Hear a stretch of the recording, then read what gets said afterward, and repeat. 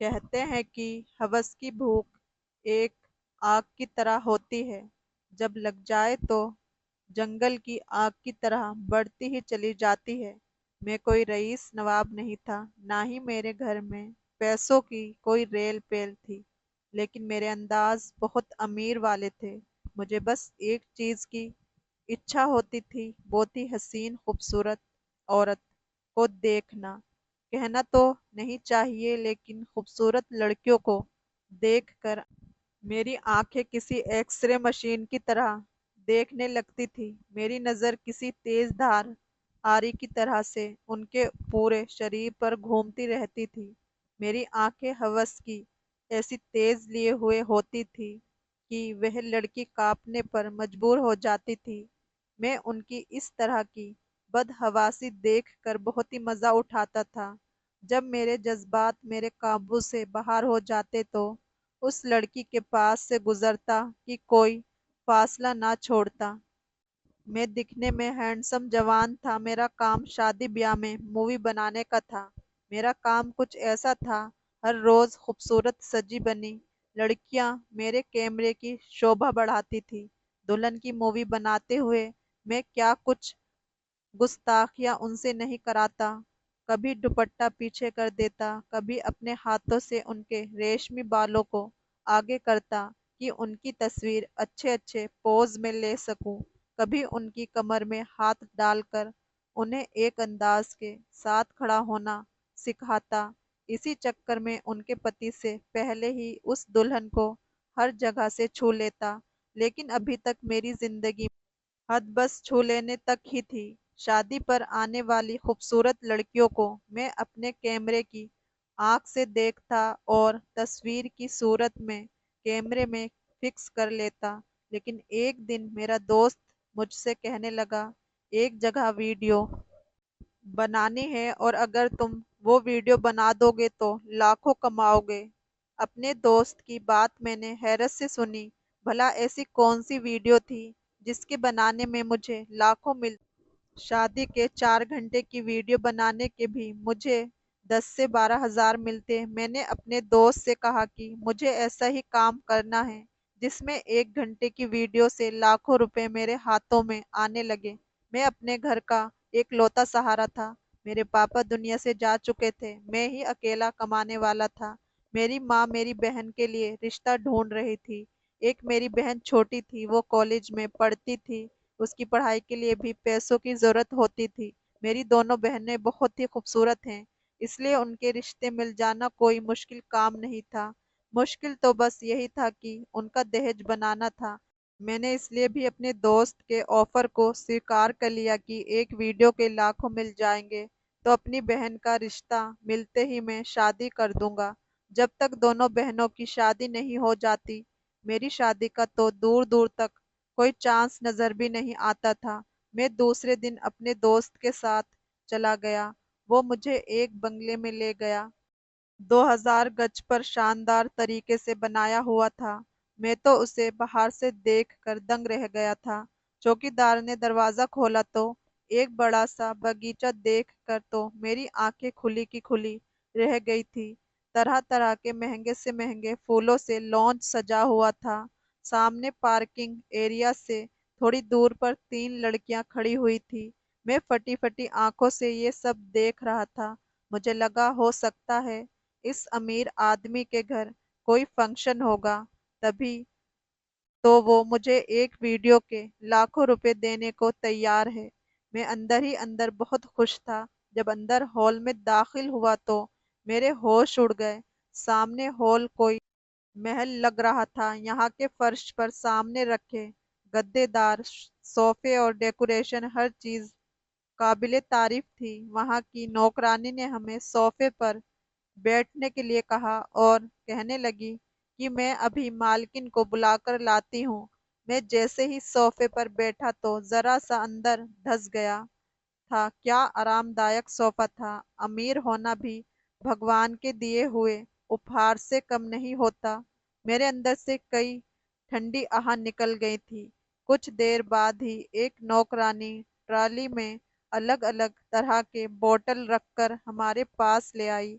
अभी हम juice P रहे थे कि सामने की सीढ़ियों में 40 से 42 साल की औरत नीचे उतर रही थी। उसने नाइट गाउन पहन रखा था जो काफी हद तक बेहुदा था। उस गाउन से उस औरत की खूबसूरती बाहर झलक रही थी। फिर वो औरत हसीन भी बहुत थी। मेरी नज़र तो ऐसे बेबाक हुस्न को देखकर झपकना ही भूल गई थी। उसके बावजूद भी मैं उस पर नज़र गड़ाए हुए था। वो मोबाइल कान पर लगाए किसी से बात कर रही थी। इस उम्र में भी उसका डील डॉल काबिले तारीफ था।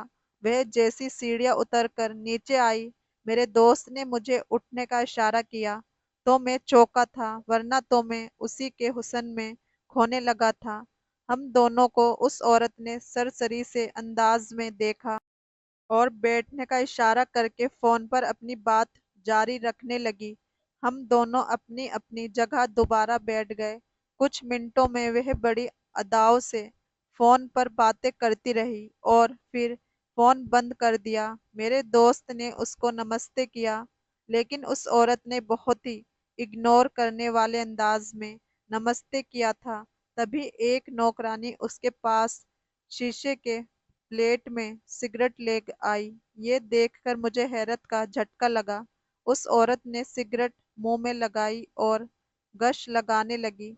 सिगरेट का गश लेते हुए मेरे दोस्त से बोली कि यही वे लड़का है। उसने मेरी तरफ इशारा करके पूछा। मेरे दोस्त ने कहा, जी जी मैडम जी, यही है। इसका नाम विकी है। इसका काम वीडियो बनाना है। ये सुनकर उस औरत ने सिर से पैर तक मुझे एक नज़र बड़े ही गौर से देखा।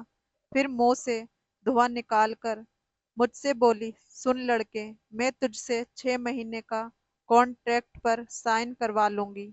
कॉन्ट्रैक्ट साइन होने के बाद ही तुमसे डील करूंगी।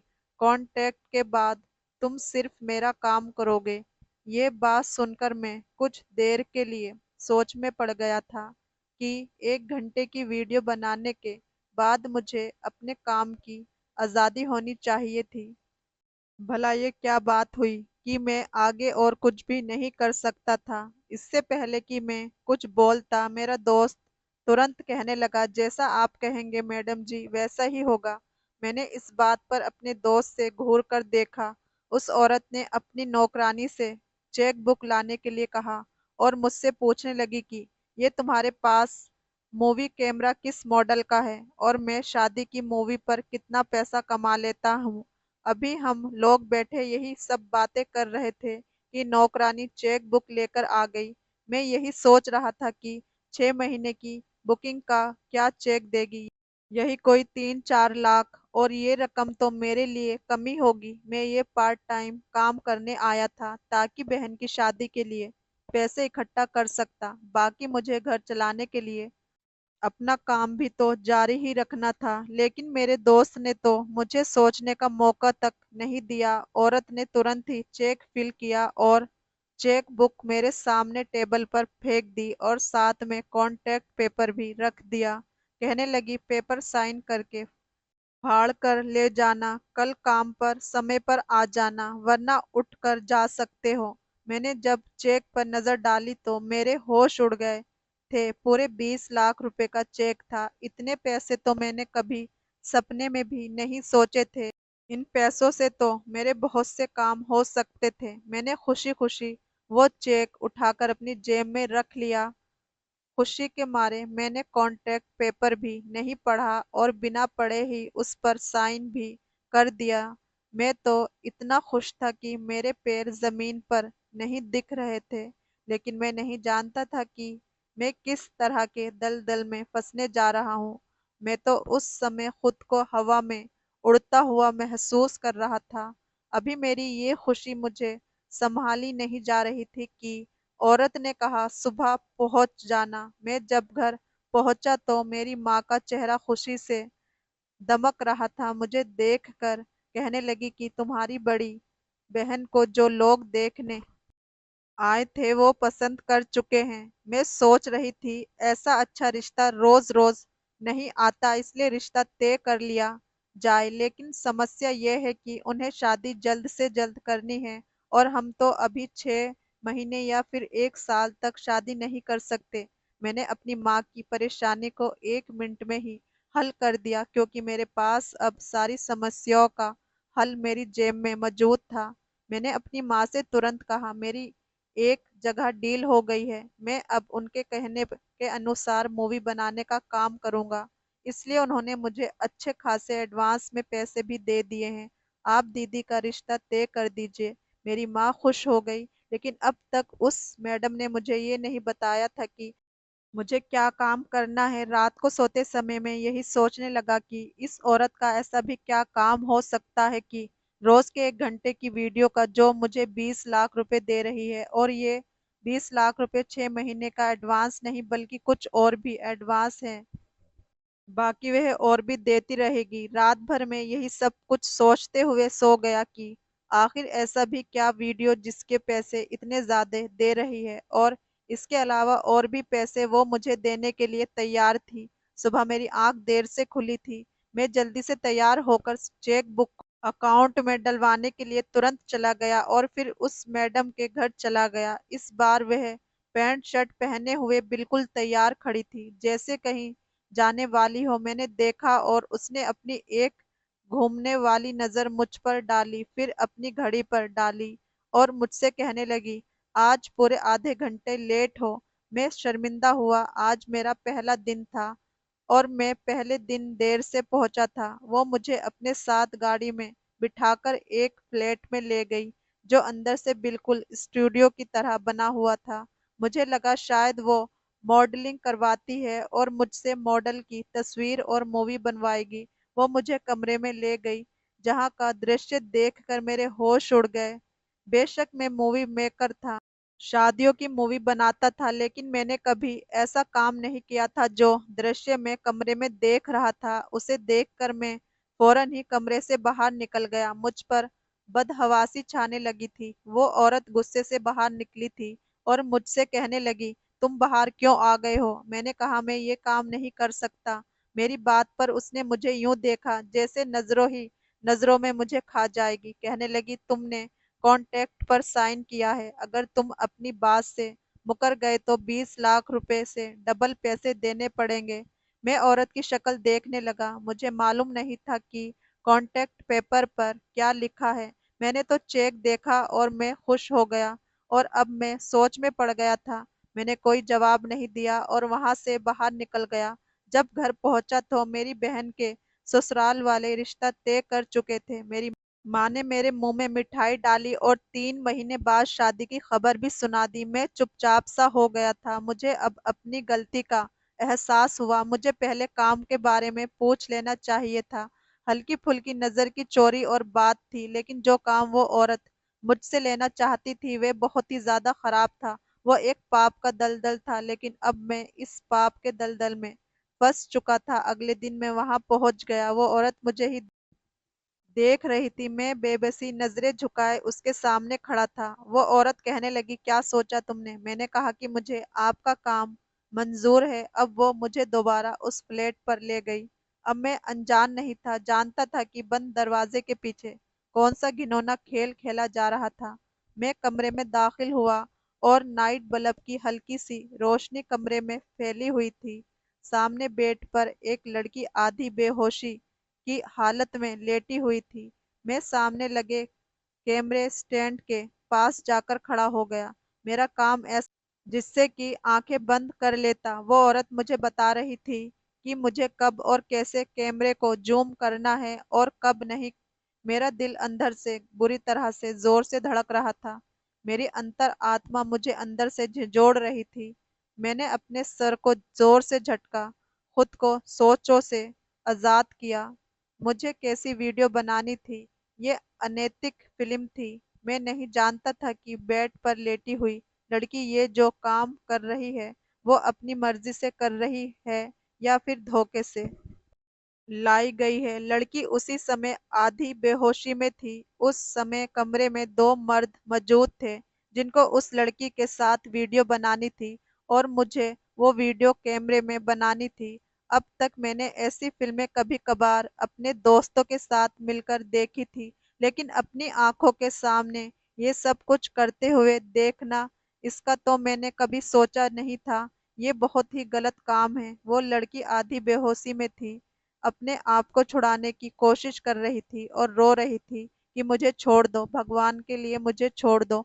2 घंटे के बाद मैं कमरे से बाहर निकल गया। मेरी हालत ऐसी थी कि मैं पसीने से भीगा हुआ था, मेरा पूरा शरीर कांप रहा था। पहली बार मैंने ये सब अपनी आंखों से होते देखा था। मैं फौरन ही वहां से बाहर निकला और अपने घर चला गया। उस रात ना ही मुझे ठीक से खाना खाया गया और ना ही सो सका।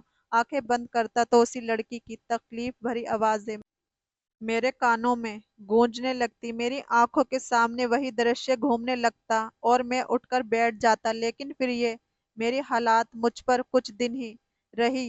धीरे धीरे मैं शायद इस पाप का आदी होने लगा। मेरे हाथों में कपकपाहट नहीं होती, मैं मूवी बनाते हुए घबराता नहीं था। या यूं समझना चाहिए कि पाप की काली स्याही ने मेरे दिल को भी काला करना शुरू कर दिया।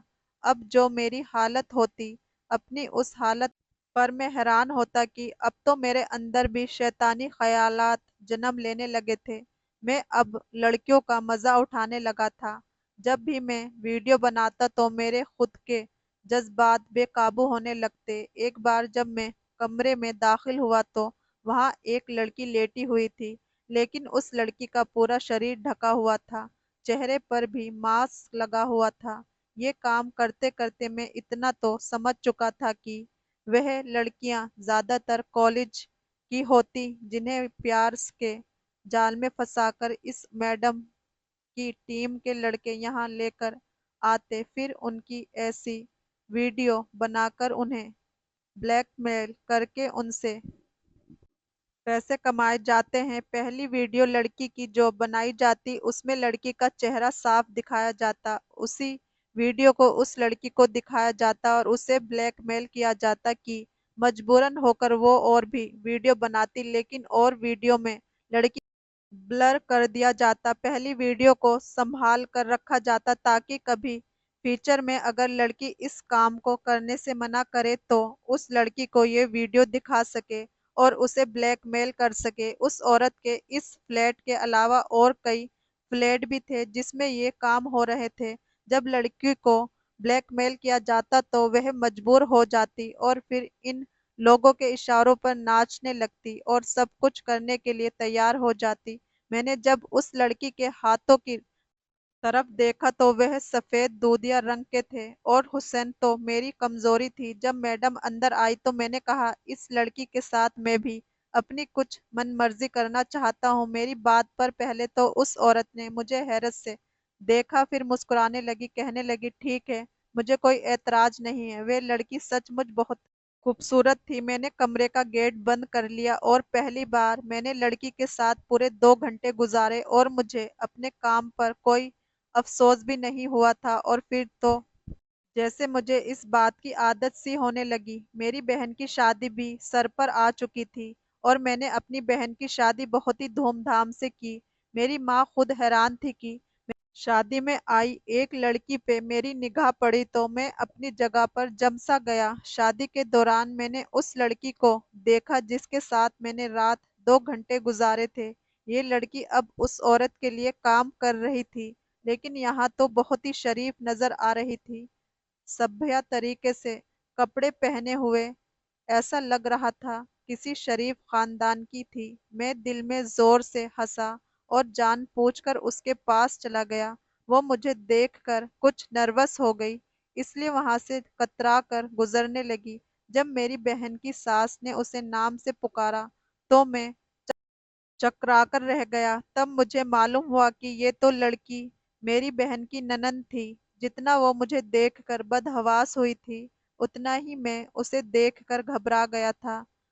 वो ये तो नहीं जानती थी कि पहली बार उसकी इज्जत को किसने तार तार किया था, क्योंकि ब्लैकमेल करने वाली लड़कियों में मर्दों की शक्ल को ब्लर कर दिए जाते थे, बस लड़कियों के चेहरे साफ दिखाई देते थे।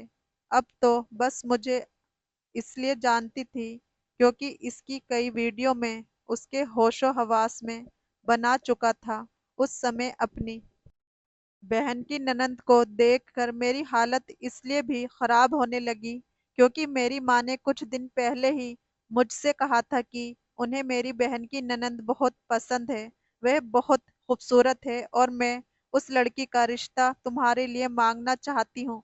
मैंने भी हाँ कह दिया था कि ठीक है, आपको पसंद है तो मांग लें। और मेरी माँ उस लड़की से मेरा रिश्ता तय भी कर चुकी थी। मैं उन दिनों काम में बहुत तेजी से था, इसलिए इस बात पर ज्यादा ध्यान नहीं दिया था और उस लड़की की तस्वीर भी नहीं देखी थी कि वो कैसी दिखती है। और अब उसे अपने सामने देखकर मेरी हालत खराब थी। मैं ऐसी लड़की से शादी कैसे कर सकता था जिसकी ऐसी बेहुदा वीडियो मैं खुद बना चुका था। मैं क्यों किसी लड़की को अपनी पत्नी बनाता? मर्द चाहे खुद 100 जगह मुंह मार ले, लेकिन अपनी पत्नी उसे पवित्र और अनछुई चाहिए। अभी मैं ऐसी उलझन का शिकार था जब मेरी माँ ने मेरा हाथ पकड़ा और उस लड़की के साथ जाकर बिठा दिया। जितना मैं बदहवास था उतना वो भी थी। मेरी माँ ने कहा, चलो अब तुम भी रोमा के हाथ में अंगूठी पहना दो। मेरी माँ ने मेरे हाथ में सोने की अंगूठी की डिबिया पकड़ा दी। मैं ये सोच रहा था कि अब मैं क्या करूं। अगर वो मेरी बहन की ननद ना होती तो इस समय मैं वहां से उठकर चला जाता, लेकिन अभी तो मेरी बहन के फेरे होने बाकी थे। तय यही हुआ था कि पहले मेरी मंगनी उस लड़की से होगी और उसके बाद मेरी बहन के फेरे होंगे। एक मर्द होते हुए भी अंगूठी पहनाते हुए मेरे हाथ कांप रहे थे। उसका हाथ मुझे अपने हाथ में आग के गोले की तरह लग रहा था। मैंने अंगूठी पहनाई और वहां से उठकर खड़ा हो गया। अपनी बहन की शादी मैंने किस दिल से देखी थी ये मैं ही जानता था। पूरी रात में सो नहीं पाया था। अब तक ना जाने कितने लड़कों के साथ वो लड़की मुंह काला कर चुकी है। भला मैं कैसे आंखों देखी मक्खी निगल सकता था। मैं भी सोच रहा था कि इनकार कैसे करूं। मेरा इनकार का मतलब था मेरी बहन का तलाक, जिसे अभी ससुराल में गए 24 घंटे भी नहीं हुए थे कि कुछ दिन बाद उस फ्लैट में मेरा सामना उस लड़की से हो गया। वो मुझसे नजरें चुराकर जाने लगी, लेकिन मैं उसके सामने खड़ा हो गया।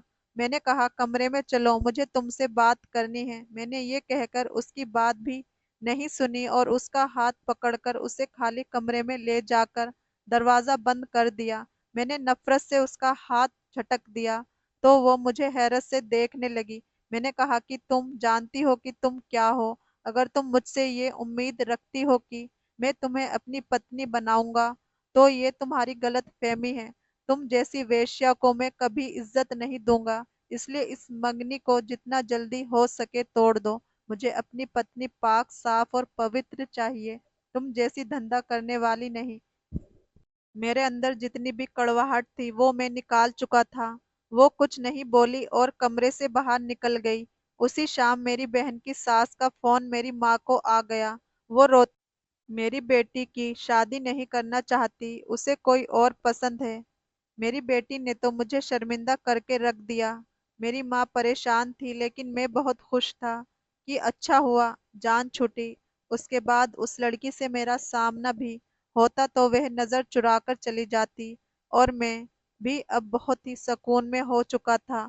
एक दिन नई लड़की लाई गई और उसका वीडियो मुझे बनाना था। मुझे जल्दी काम पर पहुंचना था। मैडम ने फोन कर दिया कि जल्दी आ जाओ। मैं जल्दी से अपने काम पर पहुंचा, अपना कैमरा वगैरह तैयार किया। कमरे में पहुंचा तो बेड पर एक लड़की लेटी हुई थी। वह लड़की कुर्ती और जीन्स में थी, चेहरे पर मास्क लगा हुआ था। मैं समझ गया कि यह कॉलेज की लड़की है जिसे यहाँ पर लाया गया है। उस लड़की के हाथ पैरों को देखकर लग रहा था कि वह बहुत सुंदर है। थोड़ी देर में मैडम भी अंदर आई और मुझसे कहने लगी, जिस लड़की को उस लड़की के साथ वीडियो बनानी थी वो जा चुका है क्योंकि उसकी माँ बीमार थी, इसलिए आज तुम इस लड़की के साथ वीडियो। मैडम ने अपना हुक्म सुना के जा चुकी थी। मैंने कमरा बंद किया और अपना कैमरा सेट कर दिया। उस लड़की के पास जाकर खड़ा हो गया। सबसे पहले मैंने उस लड़की को दुपट्टे से आजाद किया था। उसके बाद मैं उसके चेहरे से मास्क हटाने लगा कि तभी कमरे का दरवाजा इतनी जोर से बजा कि मैं घबरा गया। मैंने दरवाजा खोला तो वही लड़की मेरे सामने खड़ी थी। कहने लगी, वो मैडम और उसकी टीम का लड़का वापस आ गया है। मेरी बात गौर से सुनो, इस लड़की को कॉलेज के रास्ते से अगवा किया गया है। भगवान के लिए इसे ऐसे ही जाने दो। तुम्हें वीडियो बनानी है तो मेरे साथ बना लो, लेकिन इस लड़की को जाने दो। मैंने कहा, मैं तो तुम्हें हाथ भी लगाना पसंद नहीं करता, जाओ यहाँ से और मुझे अपना काम करने दो। लेकिन वो पीछे नहीं हटी। मुझे धक्का देकर वह लड़की कमरे में आकर उस बेड पर लेट गई। लड़की को देखने लगी जो अभी भी चेहरे पर मास्क लगाए हुए लेटी थी। वो कहने लगी, ये मेरी जानने वाली है, बहुत ही शरीफ लड़की है। भगवान के लिए इस लड़की को छोड़ दो। अगर तुमने एक बार इस लड़की का मास्क हटा दिया तो तुम खुद से नजरें मिलाने के लिए काबिल नहीं रहोगे। इस लड़की को छोड़ दो। लेकिन मैंने रोमा की एक बात भी नहीं सुनी, उसे धक्का देकर कमरे से बाहर निकाल दिया। उस लड़की के चेहरे से मास्क उतार दिया। लेकिन जैसे लड़की के चेहरे पर नजर पड़ी तो मेरे होश उड़ गए। जी चाहा कि जमीन फटे और मैं उसमें समा जाऊं, या फिर इस कमरे की छत मेरे ऊपर गिर जाए और मेरी जिंदगी खत्म हो जाए। ये तो मेरी छोटी बहन थी।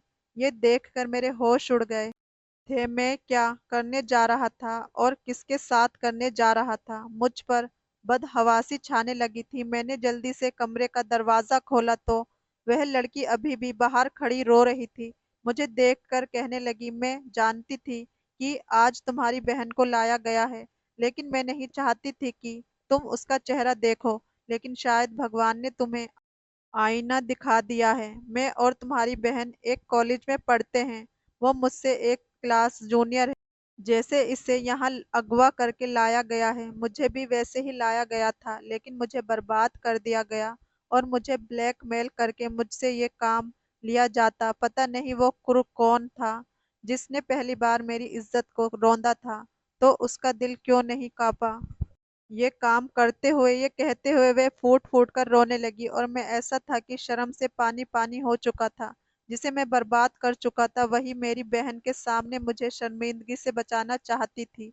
मैं अपनी बहन को उठाकर उस फ्लैट से बाहर ले गया। घर में ये कह दिया कि वो कॉलेज में बेहोश हो गई है। उसके बाद मैंने इस बात पर जोर दिया कि मुझे रोमा से शादी करनी है हर हाल में। दूसरी तरफ मेरा कॉन्ट्रैक्ट खत्म हो चुका था, लेकिन मैंने तय कर लिया था कि अब और मासूम लड़कियों को बर्बाद नहीं होने दूंगा, और जो काला धंधा उस फ्लैट में चल रहा था मैं उसे बंद करवा दूंगा। सबसे पहले तो मैं उस दिन उसी तरह उस फ्लैट में गया जिस तरह पहले जाता था, नॉर्मल तरीके से, जिससे किसी को शक ना हो कि मुझे आगे क्या करना है। मैंने वो सारी वीडियो डिलीट कर दी जो लड़कियों को ब्लैकमेल करने के लिए रखी जाती, और उसके बाद मैंने पुलिस में जाकर रिपोर्ट लिखवाई और उस औरत के खिलाफ पुलिस ने जल्द ही कार्रवाई की और उस फ्लैट पर छापा मार दिया। बहुत सी लड़कियों को वहां से छुड़ाया गया। पुलिस ने इस बात पर ध्यान दिया कि किसी भी लड़की की बदनामी ना हो। उसके चेहरे ढककर फ्लैट से निकाला गया और फिर सबको उनके माँ बाप के हवाले कर दिया गया। उस औरत को जेल में डाल दिया गया। उस औरत के साथ साथ उसकी पूरी टीम को भी जेल में डाल दिया गया और उन्हें कड़ी सजा सुनाई गई। लड़कियां जो औरत की हाथ की कठपुतलियां थी, उस दर्द से छुट्टी पा चुकी थी। सारी वीडियो डिलीट हो चुकी थी जिन्हें दिखाकर उन लड़कियों को ब्लैकमेल किया जाता। मेरे दिल को थोड़ा सा सुकून हुआ था कि मैंने कोई अच्छा काम किया। मैंने रो रो कर भगवान से माफी मांग ली कि कभी भी इस काम की तरफ नहीं जाऊंगा। और ये मेरी जिद का नतीजा था कि रोमा दुल्हन बनकर मेरे कमरे में मौजूद थी, क्योंकि उसका कसूर मैं था। मैंने रोमा से हाथ जोड़कर माफी मांगी। मैंने कहा कि मुझे माफ कर दो। तुम्हारे साथ सबसे पहले 2 घंटे मैंने ही गुजारे थे। उसके बाद वही वीडियो दिखाकर तुम्हें ब्लैकमेल किया गया था, लेकिन मुझे माफ कर दो, तभी मेरे दिल को सुकून मिलेगा। रोमा को भी पता था कि मैंने किस तरह मासूम लड़कियों को उस औरत की कैद से छुड़वाया था, और अब मैं इस काम से तौबा भी कर चुका था, इसलिए उसने मुझे माफ कर दिया। मैंने अपनी पत्नी रोमा के साथ अपनी जिंदगी की नई शुरुआत की। मुझे कोई फर्क नहीं पड़ता कि उसकी पुरानी जिंदगी कैसी थी, कि जो कुछ भी हुआ था उसमें मैं बराबर का जिम्मेदार था और जो कुछ भी रोमा करती वो सब मजबूरी में करती। लेकिन असलियत में तो वह बहुत ही शरीफ और खानदानी लड़की थी। मेरा साथ पाकर और मेरा प्यार पाकर वह भगवान का धन्यवाद करती कि मुझे इतना प्यार करने वाला पति मिला। मैं भी भगवान का धन्यवाद करता हूँ कि उसने मुझे टाइम से ही सही रास्ता दिखाया और मैं उन लड़कियों को बचा पाया, साथ ही अपनी बहन को भी बचा पाया। आज मेरी जिंदगी में बहुत सुकून है। भगवान ने मुझे एक प्यारी सी बेटी दी। बेटी का चेहरा देखा तो मेरी आंखों में खुद ब खुद आंसू भर आए। वो भी किसी की बेटियां होती थी जो मजबूरी में आकर उस पाप के दलदल में उतर चुकी थी। मैंने एक बार फिर भगवान से रो रो कर माफी मांगी थी। दोस्तों, कहानी कैसी लगी कमेंट करके जरूर बताएं। वीडियो को लाइक, चैनल को सब्सक्राइब जरूर करें। धन्यवाद।